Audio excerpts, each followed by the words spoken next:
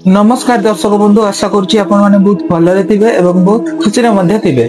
जदि आपण मानकर मध्ये बहुत सारा पैसा धार ही जायछि, घरे सबळ शांति मध्ये लागी रहिछि, टोटल 2025 टा भलो भाबरे कटिनी, ताहले 2026 पई मु गोटे एमिति रेमेडी नै के आछि जहा कि आपनकर जहा भी कष्ट अछि, जहा भी प्रॉब्लम अछि, ताहा निश्चित भाबरे दूरै जिवो आपनकर ठारो। ताहले आपण माने 31 तारीख राति 12टा पर सीटा आपण माने करि परिबे।